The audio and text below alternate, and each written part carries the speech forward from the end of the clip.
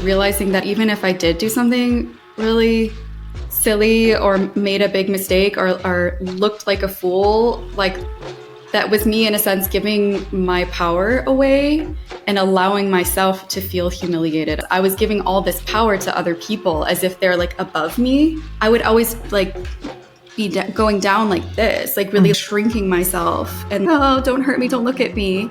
And now it's here I am. But it's not like I'm above, it's just where everyone is at eye level because I see myself and everyone else, we are all equal.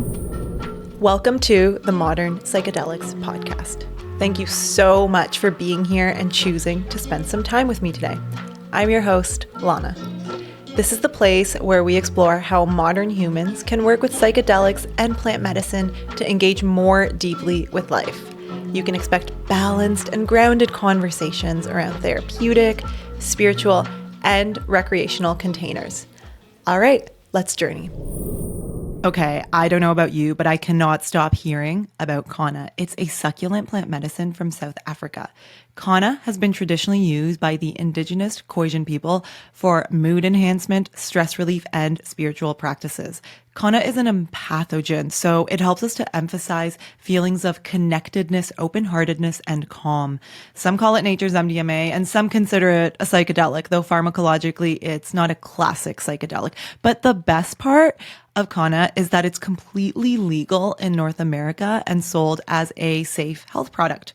I'm actually on a Kanna microdose today as I record this, and I'm exploring it as a supportive tool to shift my energy from high summer energy to more relaxed, productive fall energy. So this protocol is all about slowing down and rebuilding supportive habits and connection to myself so that I can have more intentional days.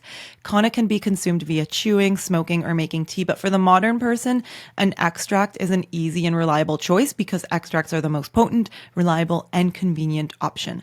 Kanna Extract Co. is leading the way in creating quality, potent extracts. Their cutting-edge extraction process ensures absolute purity and the precise alkaloid profiles. For you, this means unparalleled potency and the amazing felt effects. Kanna Extract Co. also ethically sources their products, which is so important to me, working with growers who uphold benefit sharing agreements with traditional knowledge keepers. Their benefit sharing agreements showcase a dedication not just to product quality, but also to preserving and supporting the Khoisan culture. I love that Kanna Extract Co. is transparent about quality. They provide third-party lab testing and credentials like FDA inspection and GMP certification. You can easily access these reports on their website. So join me and start your Kanna journey today. Visit kannaextract.com and you can use Lana at checkout to save 10%.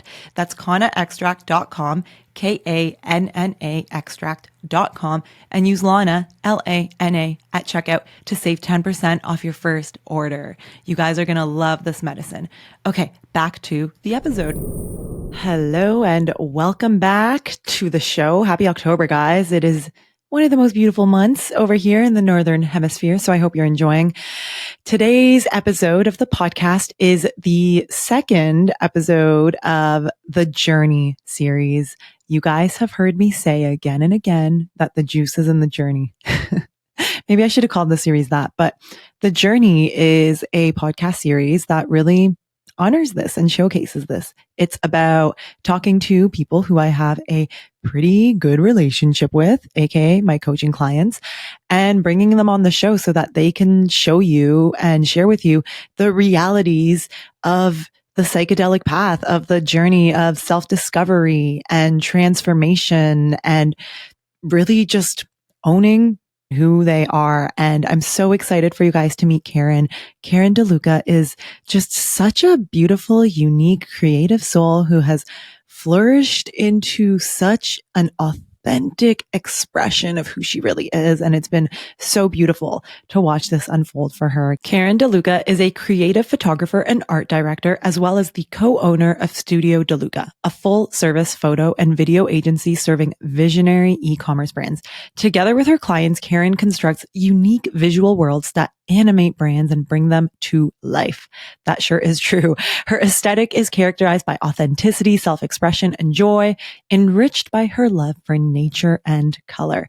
Passionate about maximizing the visual impact of each brand she works with, Karen delivers imagery that truly resonates. In today's episode with Karen, we're going to get really into the details of what it's been like to live as a neurodivergent person in a neurotypical world. In her journey of going from basically not feeling like enough, living a really, as she says, straight-laced path. She shares a lot about how plants such as cannabis have been such an ally for her in her journey.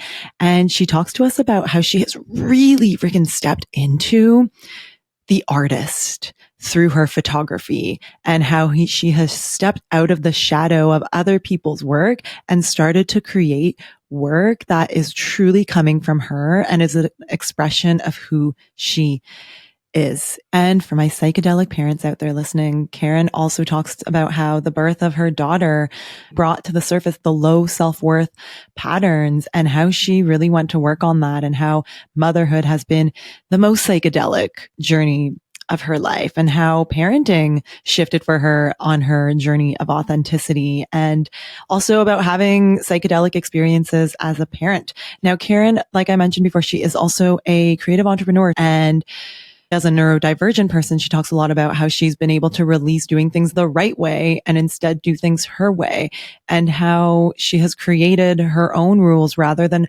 following rules set out by others. She talks a lot about being motivated by joy versus fear, how she uses this in life and as a business strategy. And you'll hear us talking a little bit about how Karen has a lot of level 6 energy. So within my coaching framework, there are 7 levels of energy, and level 6 is the second highest level of energy or awareness that we can have. In hearing Karen talk in this episode, you can just tell that she oozes and really taps into this level of energy. Level 6 energy is all about joy and flow state and wisdom. It's all about synthesis and connection to others. It's about collaboration and, finding situations where everyone wins and removing judgments towards oneself. Throughout our work together, I have seen Karen remove a lot of judgments and self-judgments and work through a lot of energy blocks towards herself in life that have made it possible for her to make room for this highly conscious level of energy or awareness. I really love how Karen talks about that she is no longer playing a character. Through my coaching methodology, I always talk about how it's energetically draining to be anybody but ourselves. There's only one thing that we can truly master in life, and that is being ourselves. And Karen has really gone all the way on her authenticity journey. This episode is going to be really inspiring for people who are on that journey of discovering who they are, of aligning what they're doing in the world through their career with who they truly are and their values. And for all of my listeners out there who do identify with or have been diagnosed with being neurodivergent, I think that you're going to find a lot of peace and a lot of acknowledgement and a lot of motivation in this episode. Let's just go ahead and get to this incredible episode already. Thank you again so much for listening. If you enjoy this episode or other episodes, please share it with a friend or share it on social media. Make sure you tag Modern Psychedelics, and I'll be sure to reshare. If you love the show and you haven't already left a 5-star rating and review on Spotify or Apple, please go ahead and do so. And if you want to send me a screenshot of your written review, I would love to send you a free copy of the Modern Psychedelics Integration Journal. So you can just email that to me or send it to me via DMs on Instagram. Thank you so much for supporting the show and making it possible for me to have these beautiful conversations. So let's dive in, and I will catch you guys on the other side. Hello, everyone. So I'm here with the beautiful Karen De Luca. Welcome to the show. Hey, thank you so much. Yeah, we were just laughing before we hit record about how we look like Betty and Veronica. Because if you guys are watching on YouTube, you can see that Karen has set herself up in her, I assume, photo studio, and it's like colorful and just like wearing all these amazing colors and beautiful blonde hair and pink lipstick. And I'm like super gothic over here with like my Shipibo art behind me, and I love it. So funny. I love the contrast. Yeah. So as you guys would have heard in the intro, Karen is an incredible visionary artist, an entrepreneur, a mother. She has so much to share with us. And she is a past coaching client of mine. We worked together for quite some time. And man, we worked through so many areas of your life together, parenting, business, habits and routines, family, intimate relationships, friendships, intuition and psychic development, money mindset, like you name it, we went there. Oh my gosh, that's so true. Yeah. And I just want to say thank you for embracing the process and showing up and being here today to share it with us. Yeah. And you were like so Awesome. fun and beautiful to work with. And it was just so amazing to see you shift your energy so quickly, session after session, and just integrate and get to work like a master implementer. So yeah. Thank you. Yeah. I'm excited to dive in. Now, let's start with just an introduction. Can you introduce yourself to our audience, who you are, what you're about, and just anything about your background or upbringing that feels relevant to share? Yeah, so I'm Karen, obviously, and I'm a photographer and art director. I have my own business that I run together with my partner, Chris. I'm also a mom. I have a 3-year-old daughter named Olivia, and I'm based in Central Florida, but I'm originally from the suburbs of Detroit, Michigan. And I would say I had somewhat of a conservative background. I was raised Reformed Jewish. My parents are they're not dogmatic about religion or Judaism. It's more just like tradition and ritual. And that was really important growing up. And as well as just following a sort of path, like a more straight-laced path, which for me, always being very creative and never quite feeling like I quite fit in was challenging at times. And I feel like I struggled a lot throughout my 20s with really figuring out my way. And it took quite some time to really start embracing myself and my individuality and to really get out of this just chronic low self-esteem patterns, honestly. So yeah, that's been a really big part of my journey is trying to break out of that and start just being me, I'd say. Yeah, and I'm just looking at you today, right now, just in the most beautiful, fullest expression of who you are. And you've come a long way from Yeah, being I don't think I could do this just a few years ago. It would have been really difficult for me to be seen in this way, honestly. Yeah. Yeah. And since this episode is really about celebrating you and highlighting your journey and sharing your journey with people, do you want to share with people just where you were at, what you were struggling with, what you were stuck with when you reached out to me? Yeah, I guess I would start with the birth of my daughter because I think that really marked a huge turning point in my life and spurred this huge period of transformation and almost like becoming a woman, like really coming into myself. And I really struggled intensely after my daughter was born. It was right at the beginning of the pandemic, and I struggled with postpartum anxiety and postpartum depression. And I really felt like so many of my issues in general and negative thought patterns and things that were just inside of me became so apparent once my daughter was born.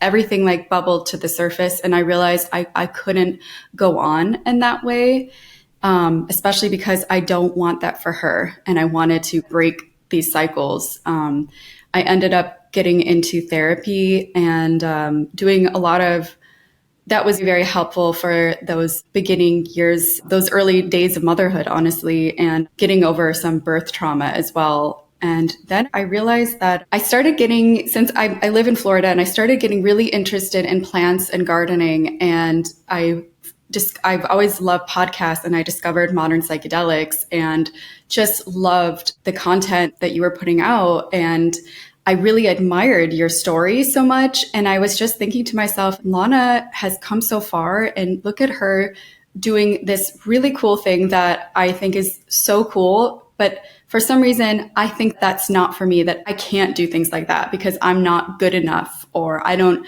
deserve to actually like really live my beliefs, live out my values, do the things that I'm passionate about. Because there was always this like feeling or a voice or what a gremlin, whatever it was, that was always holding me back and making me feel like I wasn't enough. And that was just that. And so I entered into life coaching. It was kind of like, I'll have what she's having. Like, I would love to learn. Like that kind of vibe. And also to really dive more into plant medicine, learning about plants, and realizing like plant people are my people. I'm a plant person. Yeah. Yeah. It's like actually so incredible to hear you talk about where you were, because like that's just not who I see in front of me today. Wow. Isn't it such a trip sometimes to reflect on? And that's what we're doing today. As you've learned, it's not about having what I'm having. It's about having what's already inside of you and leaning Absolutely. into that. And we're really going to talk about some of those bits that you mentioned in there, especially around the authenticity and individuality and stepping into yourself. But since this is a psychedelics podcast, I have to ask you, and I know that the listeners want to know, what is your relationship with psychedelics, plants, altered states of consciousness? If you wanted to share a little bit about that. Yeah, I started experimenting from a pretty young age with cannabis. And I think that in some ways I'm so grateful for those early experiences because I had such intense anxiety for my entire life. And that plant really was like a soothing balm in a sense. And then in college, I started experimenting with psilocybin and having these like really beautiful, magical experiences. And I think that was what was always the missing link, was how to take what I was learning and feeling during those experiences and how to actually bring that into my everyday life.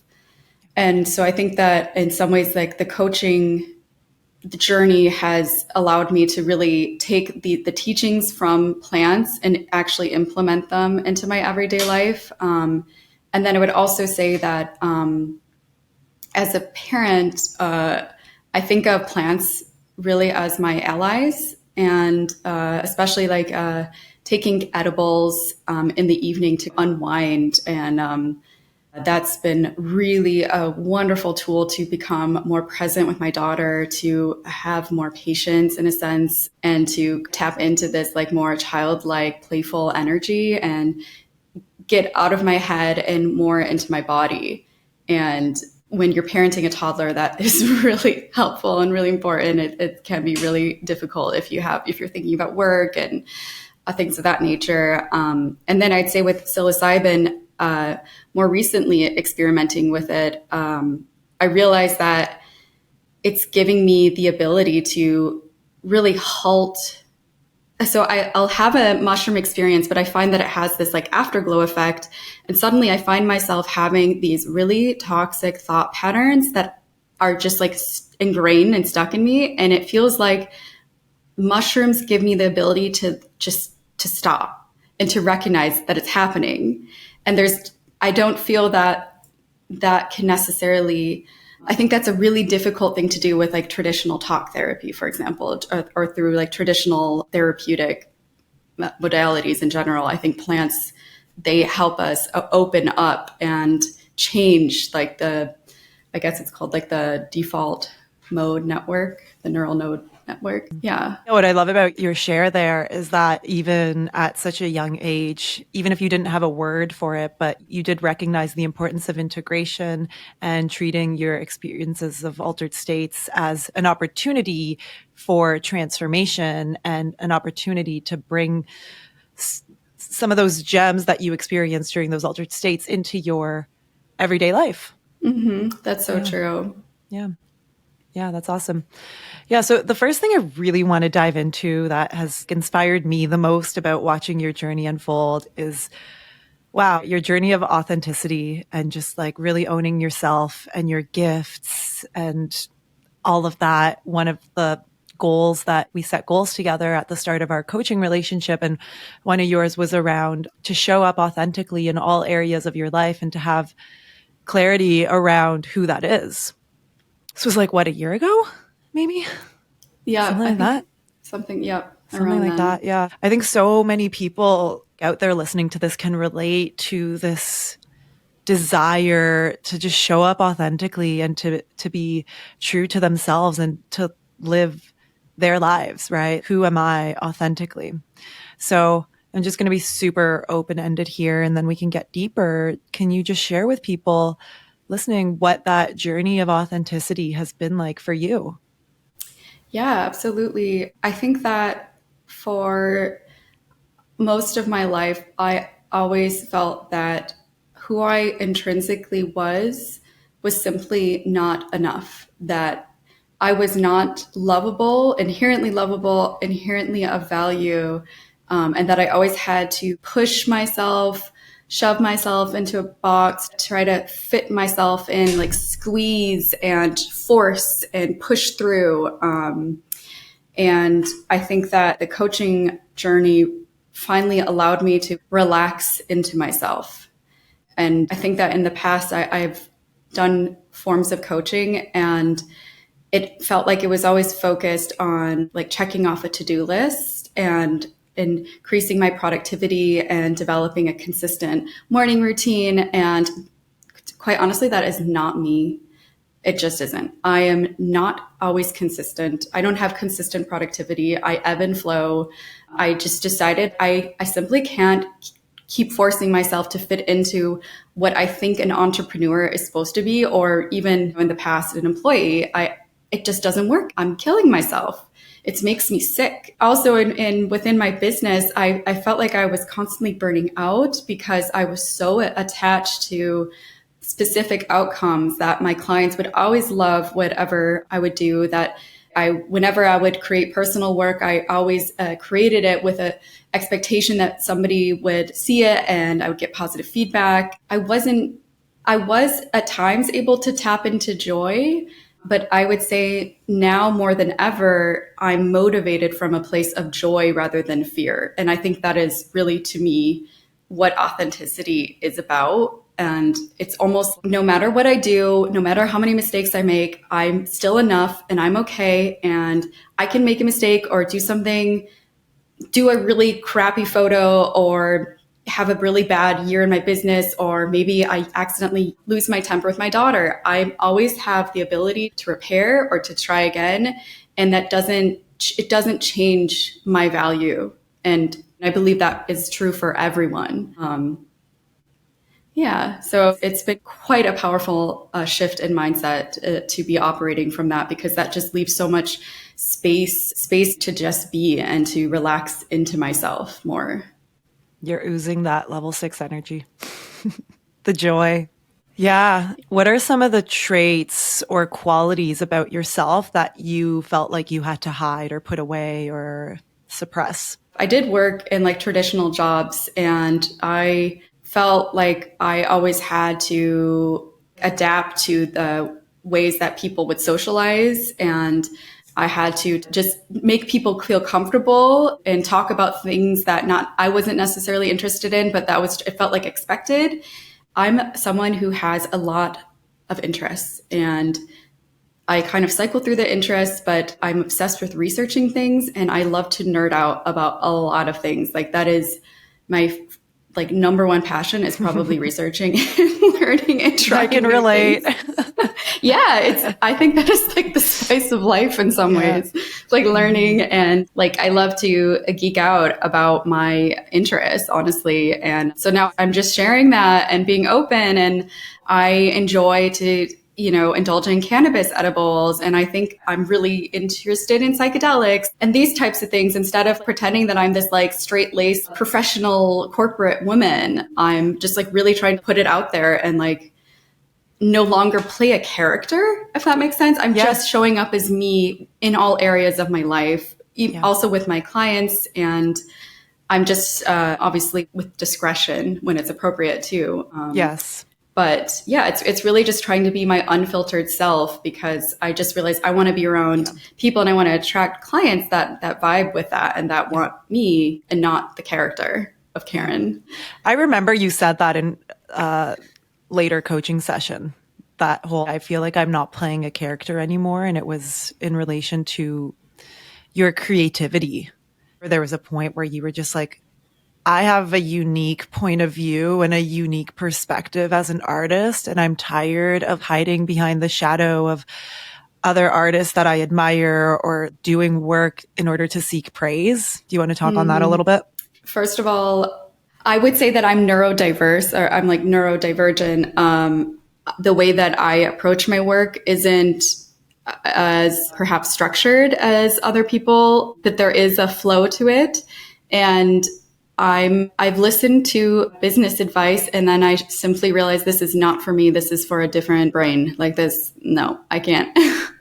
Like I will never, I don't personally vibe with the idea of having the set morning routine where you wake up at 5 a.m. and then you have your lemon water and then you do your meditation. I prefer to flow more through my life and listen to my body. And that's actually a really big part of my embracing myself, is listening more and tapping in to my body and respecting it.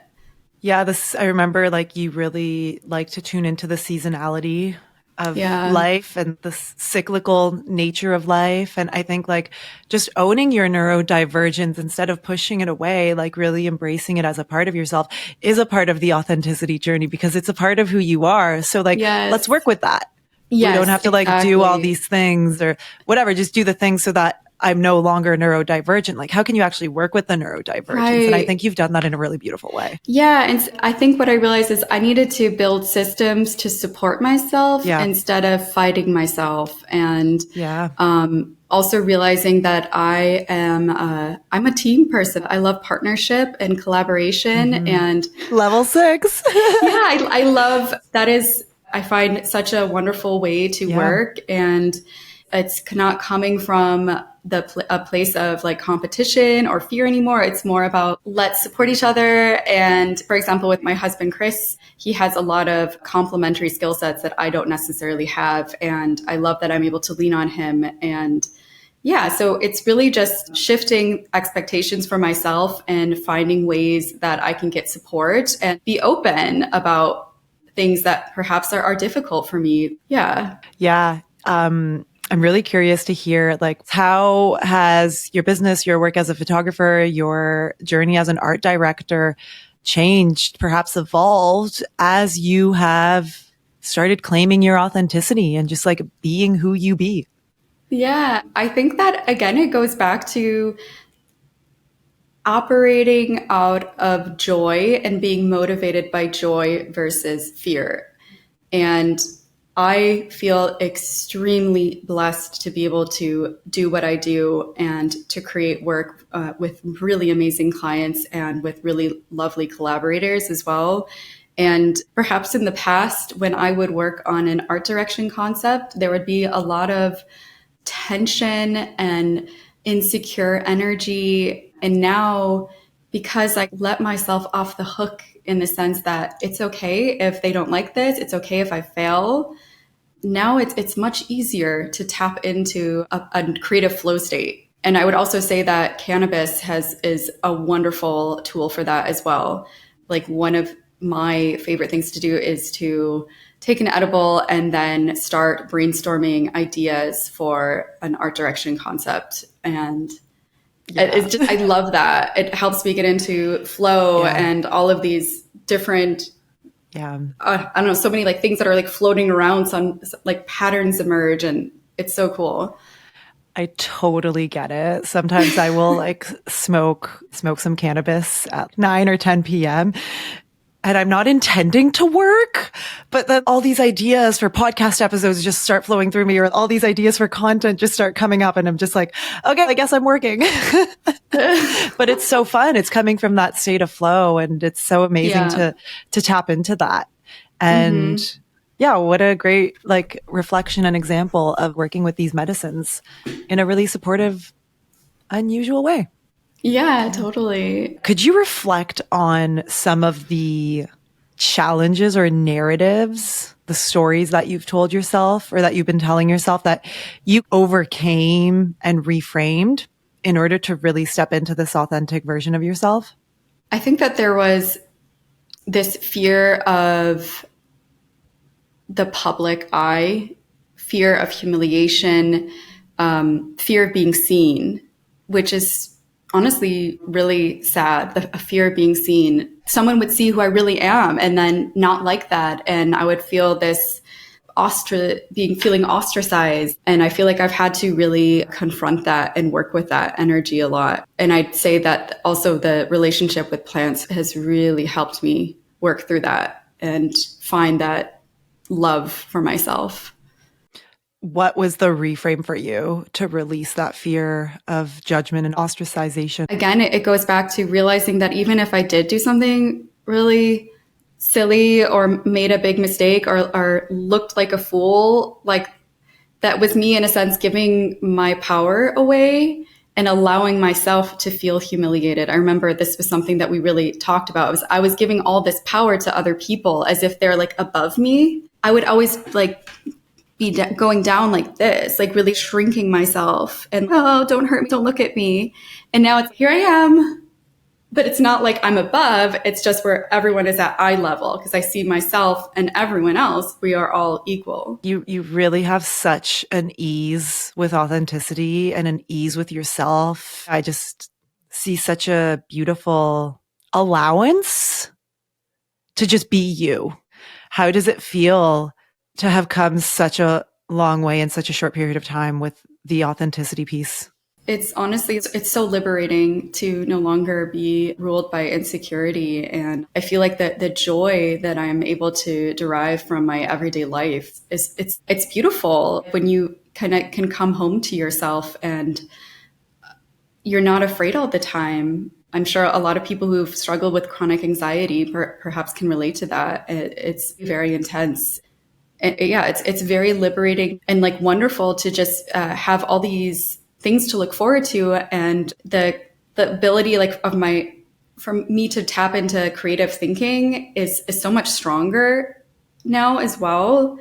And I think one thing I also realized is that one of the things that's really important for me to do is to really nourish myself and take care of myself. And one big thing that I do now is like really nourish my hobbies and interests. I feel like that's really underrated. It's treat yourself well, treat yourself like you're dating yourself in a way. Or I think in some ways it's like also with my daughter, I think when she was first born and having this relationship with her, and she is a little girl, and used to think, why do I think that I love this child so much and all babies are so beautiful and pure?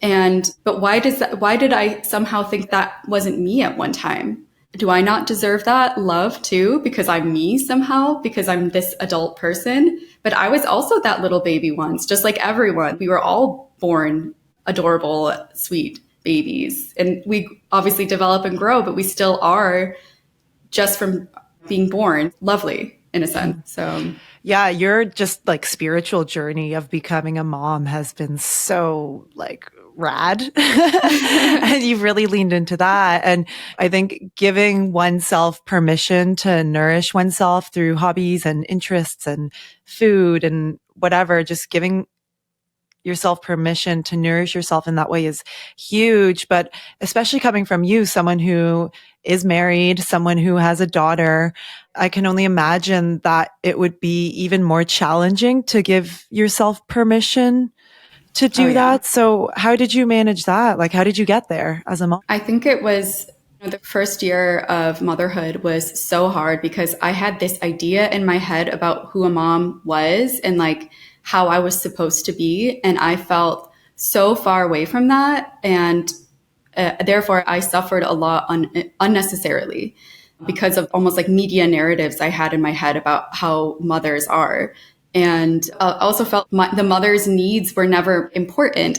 But then I realized actually it's almost like even more important to take extra good care of yourself when you become a mom, because you cannot provide for this child if you are not providing for yourself. And it's almost like you have to get so good at confronting like your biggest demons too, because your child, at least in my case, and I know a lot of other women and parents, they will trigger you so much. It is so intense psychologically, physically, mentally, spiritually, like all of the ways. And if you do not address it or work on it, it's going to come out. All of the shadow parts of you will get seen, in a sense. I think my daughter in any way has been my like biggest spiritual teacher. I would say birth is its own like giant psychedelic journey. The journey into motherhood, growing into a mother, is wild. Oh my God. I can't even imagine. So thank you for sharing and just being the voice of a mom who's doing it, who's doing the work, who's doing the authenticity, who's doing the business, who's doing her dreams, and who's continuing to learn and grow. That's freaking awesome. Yeah, and I think it's going to be really inspiring for moms listening. I would just say it is not easy, and I'm not perfect. I don't have it all figured out, but it is, you take it day by day. Yeah. Yeah. And I think you've released the pressure on yourself to do it perfectly. And you've really opened up to doing and being and going with the flow of it all. So here's my not so secret. The number one tool in my toolkit, the thing that has changed my life for the better the most, aside from psychedelics, of course, is not therapy. It's not breath work. It's not meditation. It's not even the yoga I've been doing for 15 years. It's coaching. Because coaching is the most actionable tool that I have come across.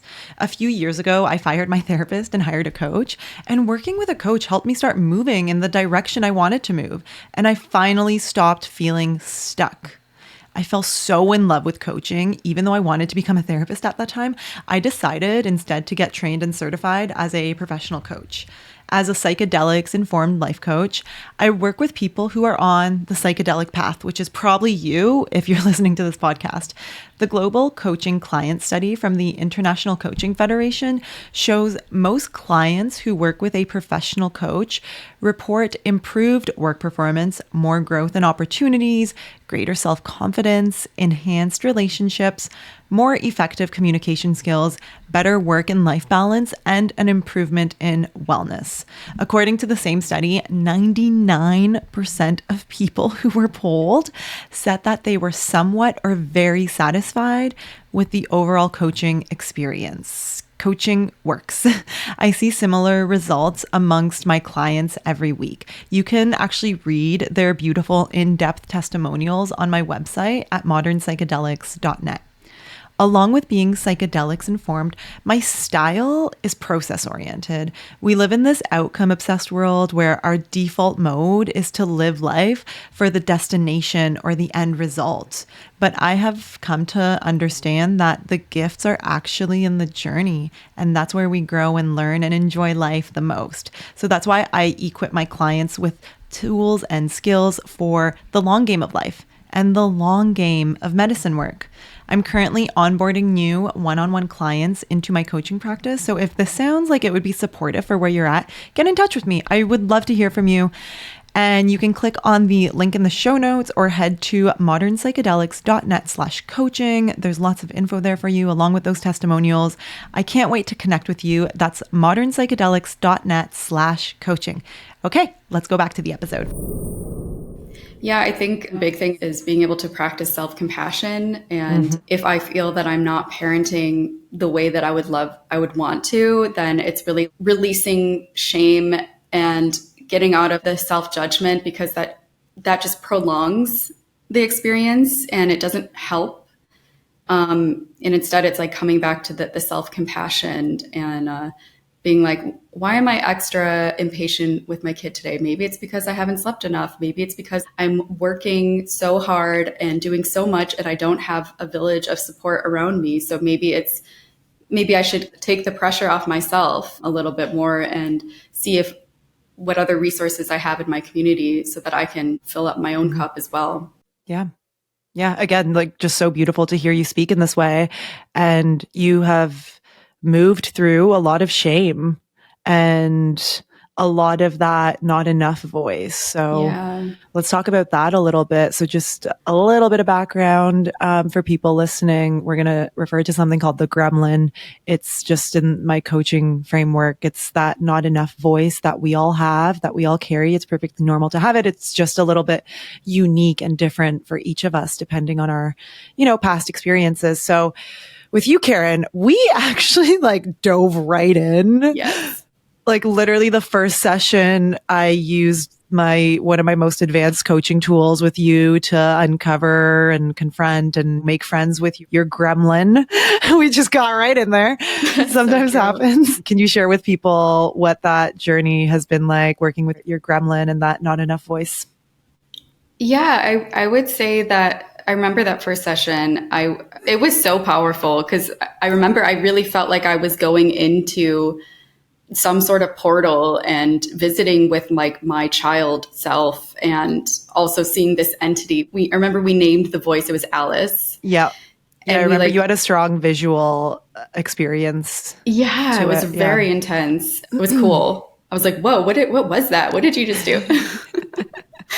But yeah, so Alice, and naming the voice and understanding this character and like almost like deconstructing this ongoing thought pattern in a sense, and removing it from me and looking at it was extremely helpful. And yeah, it's basically this voice that has followed me around, and I don't see it as a bad thing. Instead, I think of it more as like this tendency developed to keep me safe.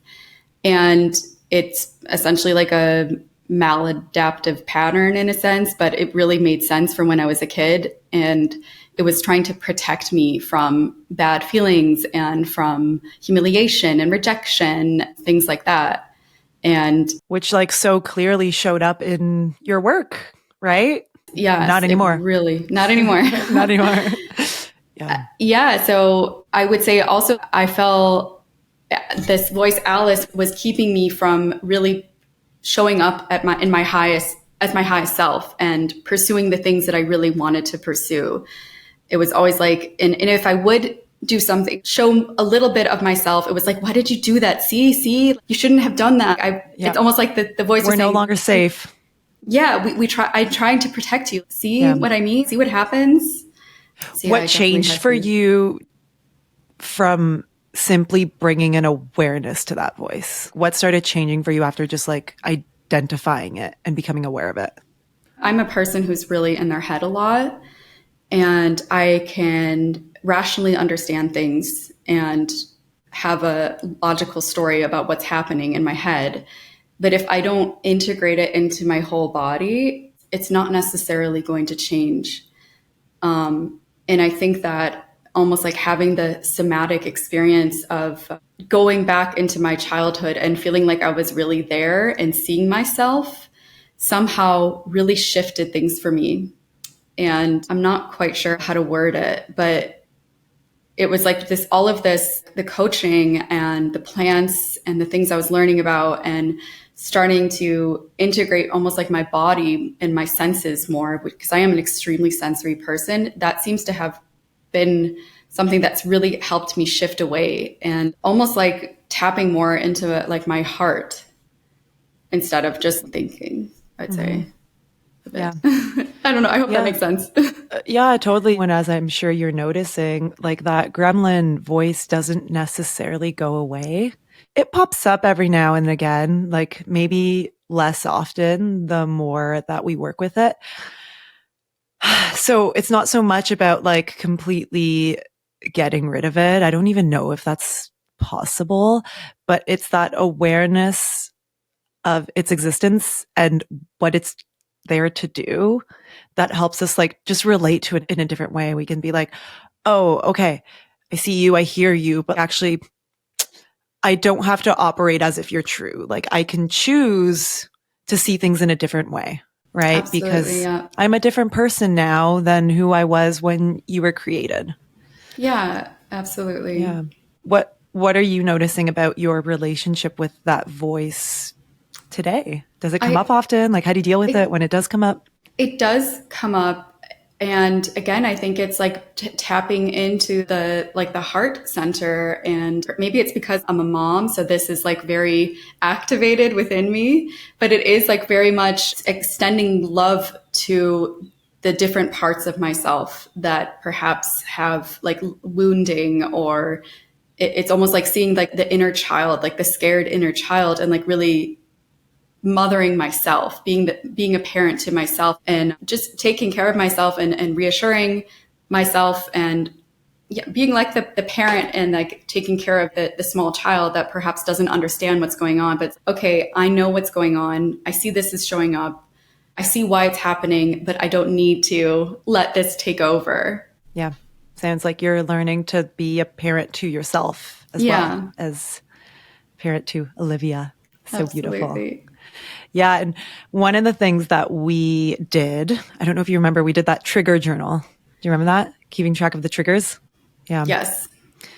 Yeah. I love doing this. So what's your relationship like with your triggers when they come up today? How do you work with them? What's your way of coming back to that I am enough voice? I think it comes back to almost like developing this mindful self-compassion and noticing more, paying much closer attention to when the triggers are happening and developing like this muscle instead of acting immediate, like the impulse to immediately act on the trigger, to instead take a step back and try to look at it and examine it and see where it's coming from. And one thing that I think has been extremely powerful is learning to work with my anger. And that was a session as well, because I was feeling like I was really judging myself a lot for not enjoying taking care of a toddler and dealing with toddler craziness and feeling like a short temper. And I kept judging myself and trying to almost like suppress that anger, because obviously I don't want to ever take it out on my daughter. However, the anger would just sit inside and then randomly, like I would blow up. And that's not ideal, obviously. But then I also realized that just doing yoga and meditating and like doing deep breathing also wasn't helpful.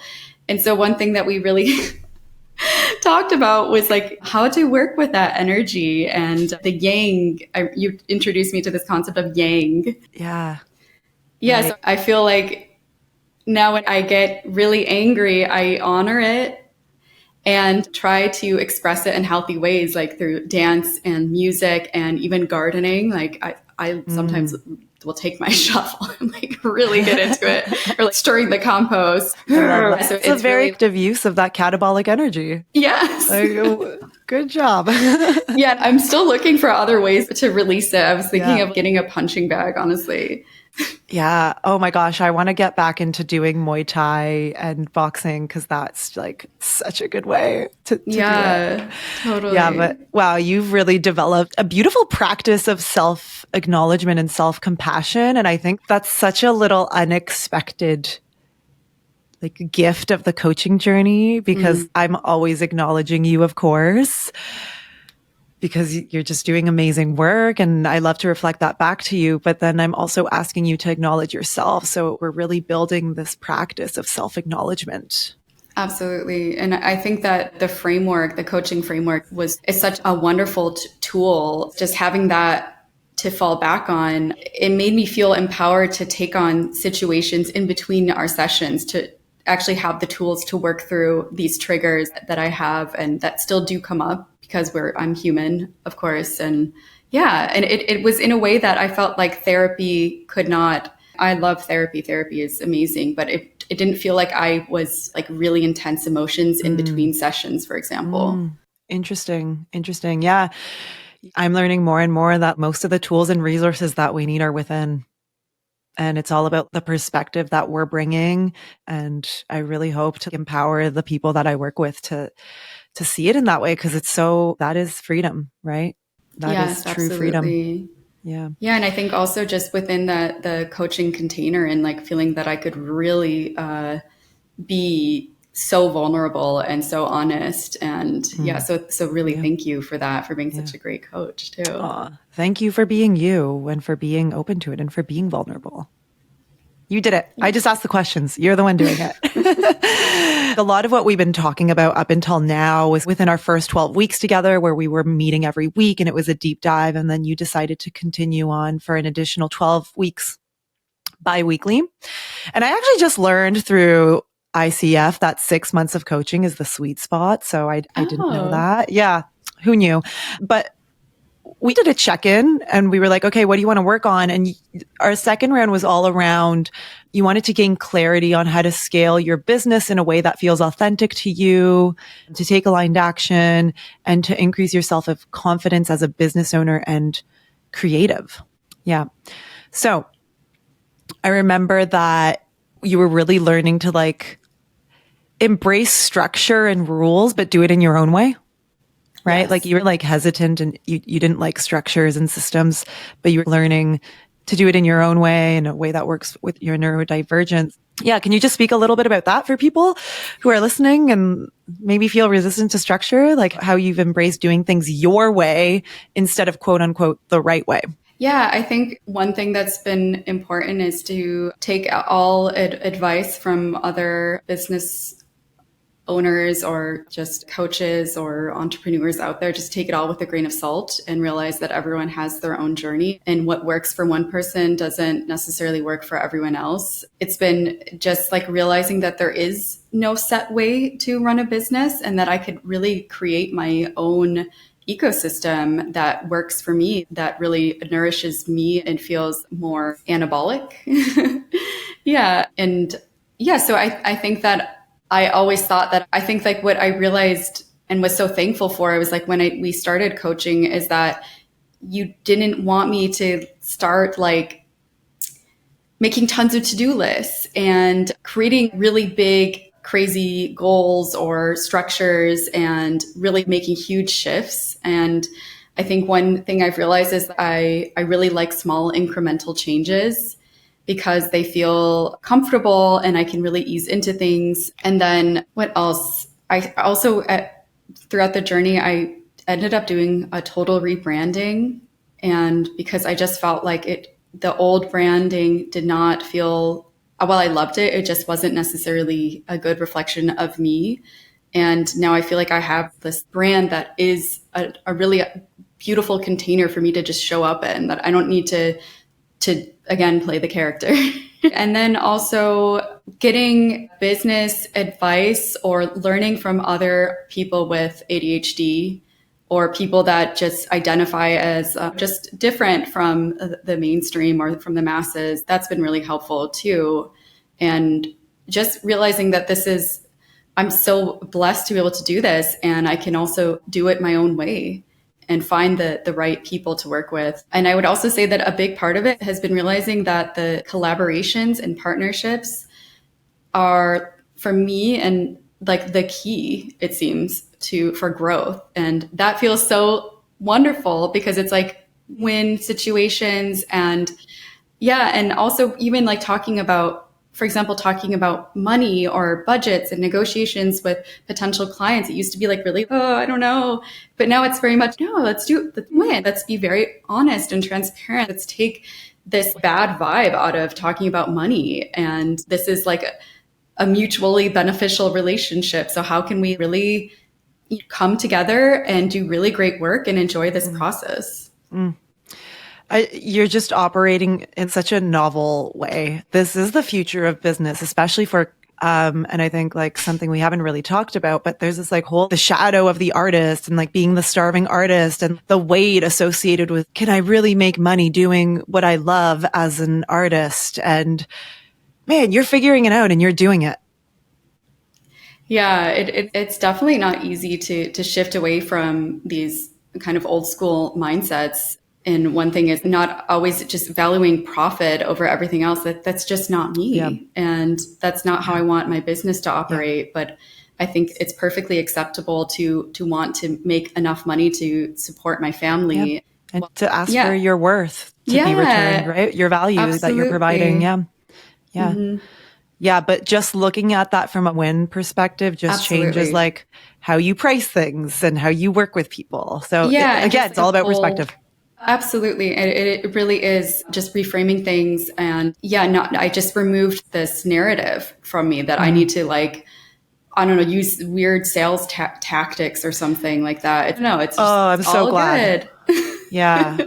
Yeah. And how's that working out for you? Like, how's business been? How has it been working with clients? You're producing some sick work lately. Like, thank you so much. Good. It's been so fun. I'm having the best time, honestly, and I'm not even exaggerating. I can't believe some of my clients, I get to work with such cool people and also have been connecting with other service providers. And it's more just like enjoying art and creativity and making really cool work and really great collaborative relationships with other brands. And I've been so happy and I feel so blessed. If I may say so, as just an observer of your art, it seems like you're really finding your voice and like such a unique sense of style. Like I remember I opened up a double blind mailer and I knew right away that it was your photo because you just have such a distinct style. Oh, that's so sweet. Thank you so much. Yeah. Yeah, I think it's like also allowing who I actually am and what really I enjoy and am interested and think is cool. I'm allowing that to come out instead of trying to make my work look like somebody else's. Yeah, I know. Like we were just talking about this last week, right? This idea of moving and expressing your emotions and like processing emotions through creative outlet. What are you learning about that and just that process of literally your work being an expression of who you are, what you believe in, what you're going through, like where it just is an expression of you? Yeah, I would say that I don't think that it's like I'm creating my masterpieces. It's more, I just feel like I'm finally tapping into the innate artist within me and valuing the influences and my early experiences actually make an impact upon the work and that I'm doing, realizing that my unique perspective, there is something interesting there that I can bring, whether it's like my connection to electronic music or to punk music growing up, that this is now, I can use that as an influence today. And that is something that's been really fun to uncover, because I feel like I used to struggle. I was like, I don't know who I am or like what my influences are. And I just would be like, almost like writer's block, but like photographer's block or art director's block in a sense. I love that. I'm so deeply inspired by what you're saying. This idea of finding the innate artist within. Like I have never felt like an artist, and it's something that I want to explore right now, especially with going to be really vulnerable here. I've never shared this with many people, but I'm getting really interested in fashion design and creating clothing that are really an expression. And I've been like creating rave clothing for parties that I go to where you can really just all out and just be whoever you want to be. So I'm so inspired by your words, and maybe we'll have to do another episode one day on that process of connecting to that inner artist. I think you're really onto something there. And selfish question, what kind of electronic music are you into?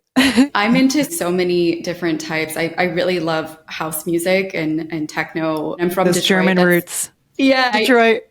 I'm from there. Yeah. That's where I met my husband. I met him at the Electronic Music Festival in Detroit. I've been going since I was, I first started going to that festival when I was 14 years old. Wow.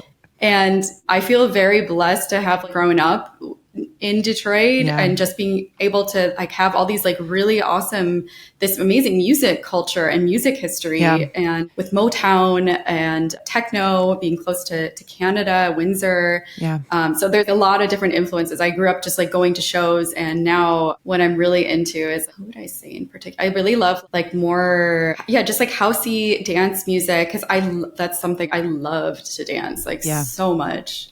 So like just house and techno and like the Berlin techno. I used to live there. Dude, that shit is intense. I call it like machine gun techno, or just I would say I like a more like a hip hop or like R&B influence as well. It's awesome. A lot of my clients are also into electronic music, so it's always like this connecting thread that we never actually get to talk about, but it's there and I love it. Let's see here.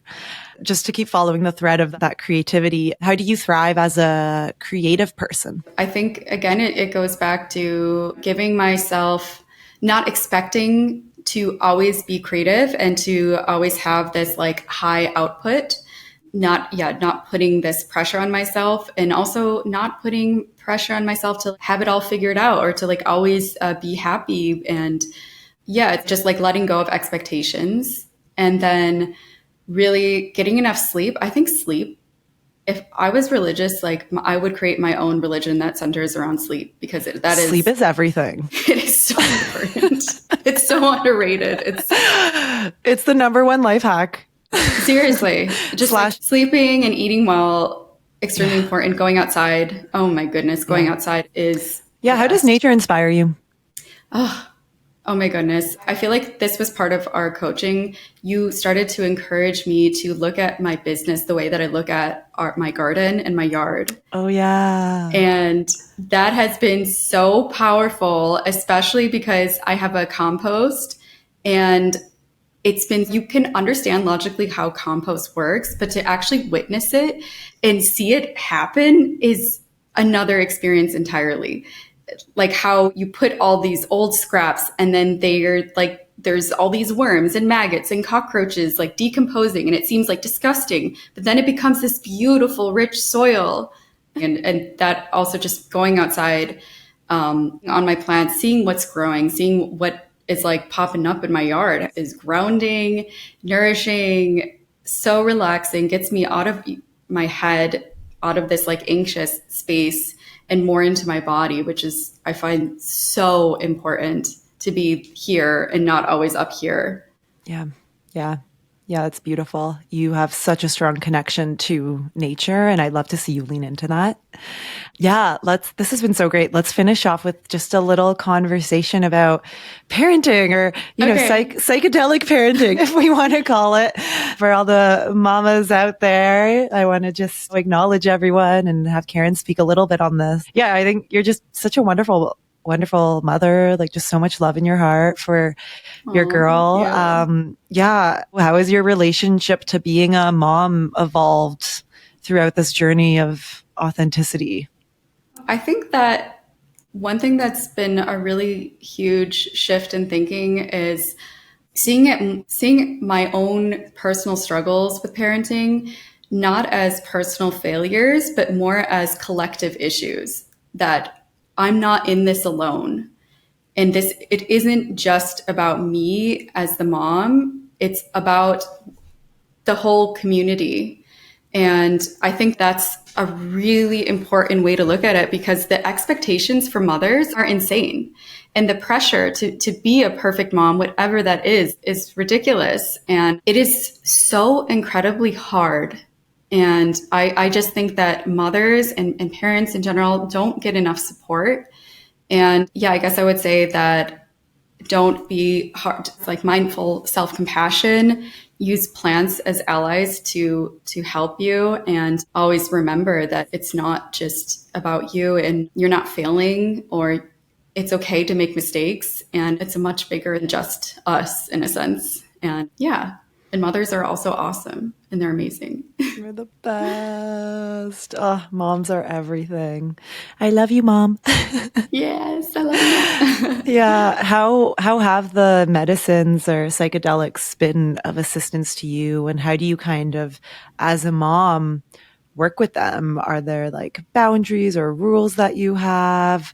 When do you lean on them? When do you step away from them? Yeah. I think that's a really interesting point, and something I realized is like that it is, if you don't have childcare, it's going to be really difficult to do like a macro ceremony, like a macro mushroom ceremony. And so I think that mainly I haven't been able to experiment as much as I would have liked. I can't necessarily fly to a retreat because I'm at this point in my life, it's really important that I'm here with my daughter. But I would say that something that's been really lovely and helpful is I don't really like to smoke cannabis. I like to take edibles, and I'll take them in the evening, like around bedtime. And that really helps me unwind and become really present with my daughter.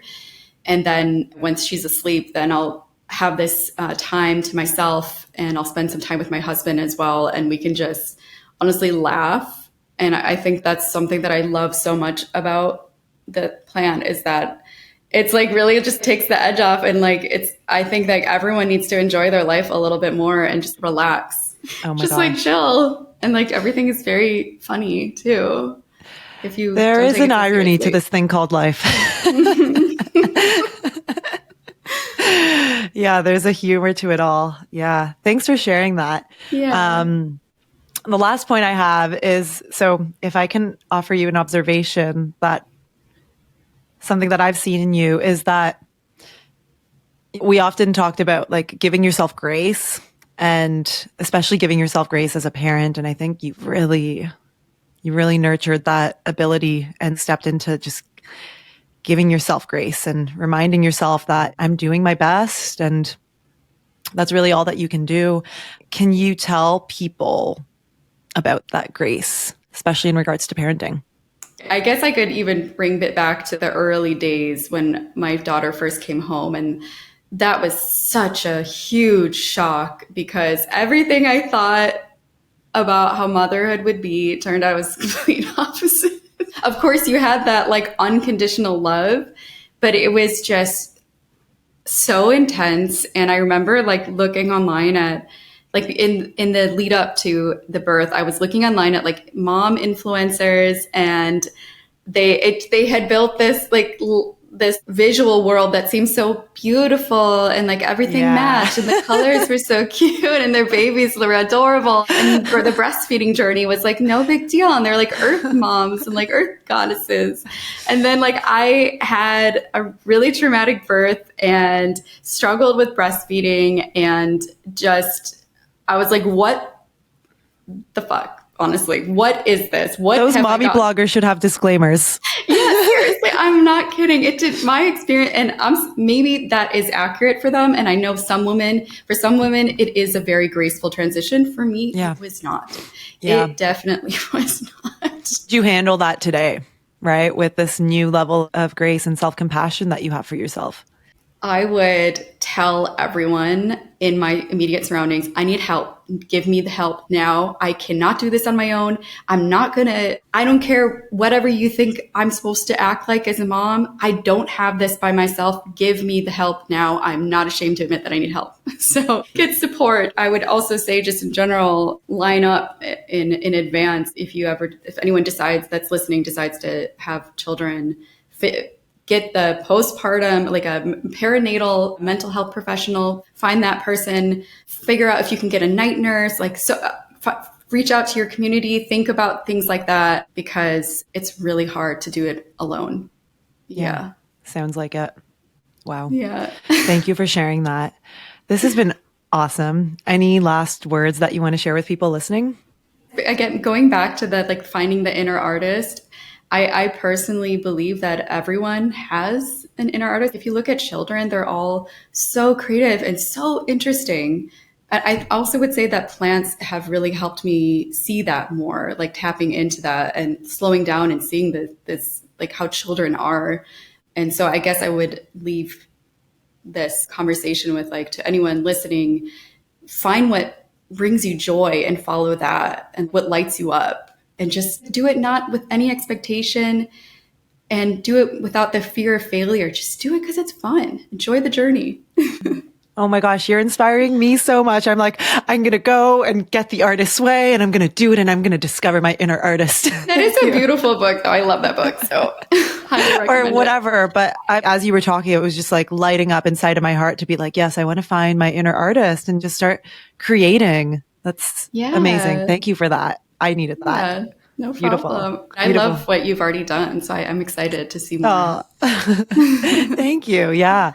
Yeah. So you are an amazing photographer, storyteller, artist, art director. So can you tell people about your work, how they can find out more? Yeah, you can take a look at my portfolio on my website. It's www.studiodeluca.me. I'm on Instagram. My Instagram is Karen De Luca Photo. And yeah, so I work with brands in e-commerce, and my partner and I specialize in product, still life photography, fashion, and portraiture. And we're also developing more of our film division as well. So short form video content is something that we also offer. And yeah, you can definitely get in touch with me. Also, my email is hello@studiodeluca.me. Amazing. Yeah, your work is truly one of a kind. And I definitely encourage people listening to check it out, even just for the visual eye candy. And it's very psychedelic. Yeah. Yes. Thank you so much for just being here, for sharing your story, for being vulnerable and just, inspiring me and everyone listening. Thank you. It's been so fun being on this with you. Yeah. All right, everyone. Thanks for listening, and we'll catch you in the next episode. Thank you so much for listening to and supporting the show. To stay in touch, sign up for my mailing list, which can be found in the show notes or on modernpsychedelics.net. If this episode sparked something within, please let me know by leaving a review of the Modern Psychedelics podcast on Apple and Spotify. This really helps to share these messages with those who need them, which is the whole reason why I do what I do. And if you haven't already, come join the ongoing conversation over on Instagram with other beautiful souls. We have an incredible and conscious community over at the handle Modern Psychedelics. And don't forget that the work begins after you come back down to earth. And I'm standing shoulder to shoulder, doing it with you.